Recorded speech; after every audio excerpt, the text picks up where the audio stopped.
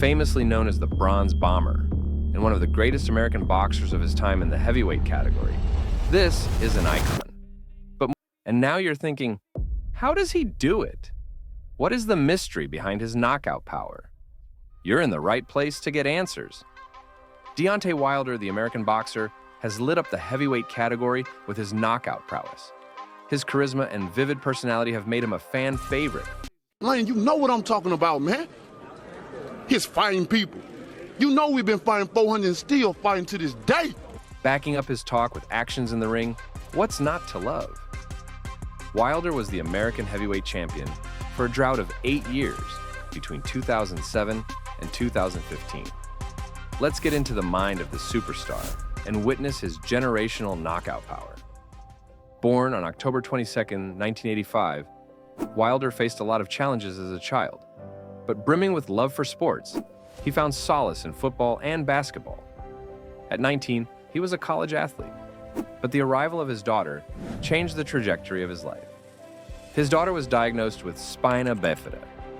Looking to make ends meet to support his daughter, Wilder dropped out of school in pursuit of boxing to make a living.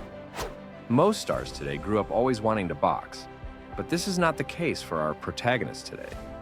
Despite being new to the sport at the age of 20, when loads of his peers has been boxing for several years, Wilder caught up with quickly.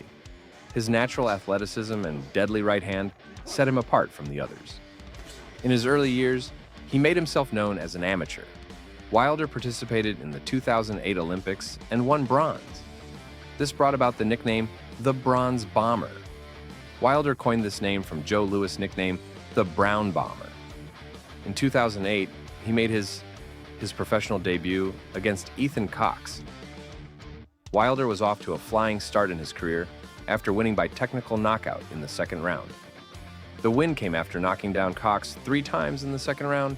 The referee decided he had seen enough. Wilder followed his subsequent fights similarly to his first. His next 23 fights were won by knockouts. This elevated Wilder's status. All knockouts were won within 4 rounds. Only one of those went beyond the 3rd round. In December 2012, he fought Kelvin Price, who was a physical match for him. Well, so it seemed at the start of the fight. In the 3rd round, a devastating right hand from Wilder cut the fight short. There was no way Price could recover from that. A funny fight happened when Wilder faced Malik Scott, who had had an impressive career so far, suffering just 1 loss. Just 90 seconds into the 1st round, a straight right hand knocked out Wilder.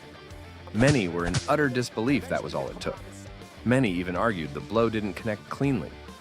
Some even projected that the fight was fixed. This win made Wilder a challenger for the WBC heavyweight champion. The fight against the WBC heavyweight champion, Bermanis Stiverne, was Wilder's chance to make history. The heavyweight class hadn't seen an American champion in over 8 years. It was time for Wilder to have a say about that. Stiverne was a tough foe. The fight was enthralling as Deontay Wilder went on to make remarkable title defenses. First up was Eric Molina. Molina was stubborn and persevered. Never been undefeated, and I've always been the underdog. Wilder flexed his world-destroying punches against Molina as he knocked him down in the 4th. The 5th round saw Molina knocked down 2 more times. This wasn't enough to put him to rest. The Mexican-American went 4 more rounds until a big right hand from Deontay took him out for good. Wilder was impressed by Molina's performance and praised him for his relentlessness. And that's what I was telling people about Molina. I seen it in his eyes as a fighter. Next up was John Duhaupas in front of Wilder's hometown crowd. Duhaupas had never been knocked out in his career. That day, Duhaupas would face something unlike ever before. Duhaupas was utterly dominated as Wilder destroyed him. After suffering at the hands of Wilder in round 7, the referee spoke to Duhaupas, warning him he would end the fight if he didn't do more.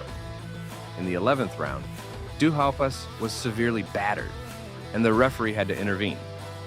A win by technical knockout was awarded to Wilder.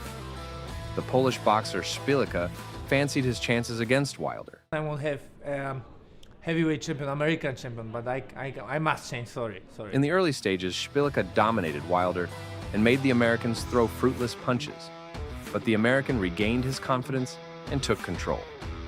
In the 9th round, Szpilka became aware he couldn't win on the scorecard and decided to take matters into his own hands and go on the offensive. A trademark powerful right to Szpilka's face ended it all. The medics rushed to the ring to aid the unconscious Polish boxer. Szpilka was taken out of the ring by a stretcher. Wilder won the Knockout of the Year award for that fight. Stevern challenged Wilder to a rematch. The referee intervened to stop the onslaught. Luis Ortiz, a boxer befitting Wilder, is a heavy puncher, and a big one at that. In the 5th round, an onslaught from the Americans fell to Luis Ortiz, but he got back up. Ortiz goes back into the fight strongly. Wilder was on the back foot, unlike ever before in his career. Many thought it would finally be the day Wilder went down. But after the break following the 9th round, the beast in Wilder awoke. With the heavyweight division losing steam in recent years, this fight brought it back to life. The fight was end-to-end. Fury's jab proved to be ineffective. Same for Wilder's a jab of his bloodied gypsy. Everyone thought the fight was over and won. Even Wilder himself, but still, Fury beat the count. The fight ended in a controversial draw. The two boxers had loads of respect for each other after the fight. 2 years later, a rematch happened between the two phenomenal boxers. Both weighed heavier than they did in their previous fight. This time around, there was indeed a winner. After subsequent knockdowns suffered from combinations and body shots, the 7th round brought an untimely end to the fight as Wilder's team threw in the towel. Wilder made several excuses for his loss, and even went as far as calling Fury a cheater. Per the contract clause, a 3rd fight was needed to complete the trilogy. This 3rd fight brought a total of 5 knockdowns between the two fighters. Wilder started this fight better than the previous one. Despite being knocked down first, Wilder fought back and sent the Gypsy champion to the canvas multiple times. But in the later rounds, Fury dominated and prevailed against a battered Wilder by winning via knockout in the 11th round. Wilder would bounce back in his next fight, winning under 3 minutes in the 1st round. Wilder is regarded as one of the biggest punchers to grace the world of boxing. His knockout power is evident, as he has won 42 of his 43 wins by knockout. But the truth is, Wilder wouldn't be so strong without the urge to win for his daughter. His love for her and his desire to provide for her. This is not a man you want to face in the ring. Thanks for watching our video today. If you liked the video, please subscribe for the hottest boxing content out here. We have more boxing videos coming your way, so be on the lookout.